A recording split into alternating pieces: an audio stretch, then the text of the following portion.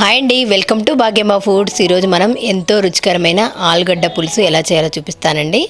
ముందుగా మనం ఆలుగడ్డను చెక్కు తీసి ఈ విధంగా వాటర్లో కొంచెం ఒక స్పూను ఉప్పు వేసుకున్నామండి. నెక్స్ట్ మనం ఆలుగడ్డని ముక్కలుగా కట్ చేసుకోవాలి, చిన్న చిన్న ముక్కలుగా.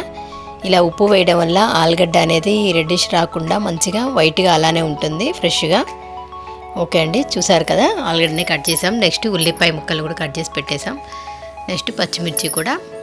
తర్వాత మనం స్టవ్ ఆన్ చేసి కుక్కర్ పెట్టుకోవాలండి.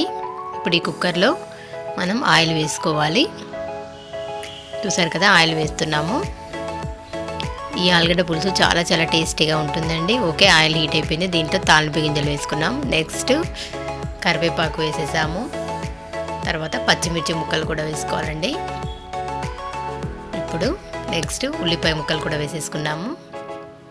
ఇప్పుడు వీటన్నిటిని బాగా కలుపుకోవాలి. ఉల్లిగడ్డలు పులుసులో చాలా టేస్టీగా ఉంటాయండి, సో ఎక్కువ ఉల్లిగడ్డలు వేసుకోవచ్చు. నెక్స్ట్ ఒక స్పూన్ పసుపు వేసామండి. చూసారు కదా, పసుపు వేస్తున్నాము ఒక స్పూను.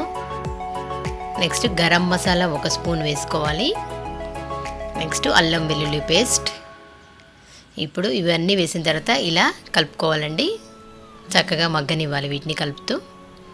నెక్స్ట్ ఆల్రెడీ కట్ చేసి పెట్టేసాం కదా ముక్కలు, ఈ విధంగా కట్ చేసుకున్నాము ఆలుగడ్డ ముక్కలు. వీటిని దీంట్లో వేసేసుకుందామండి. చూసారు కదా ఎంత ఫ్రెష్గా ఉన్నాయో, కలర్ చేంజ్ కాకుండా.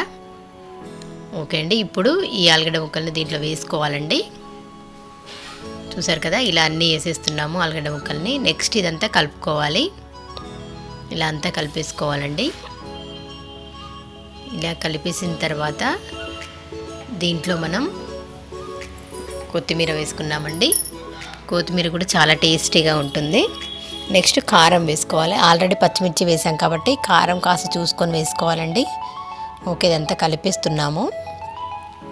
నెక్స్ట్ ఇదంతా కలిపేసిన తర్వాత మనం దీనికి సరిపడినట్టుగా ఉప్పు వేసుకుంటున్నామండి, రుచికి సరిపడా.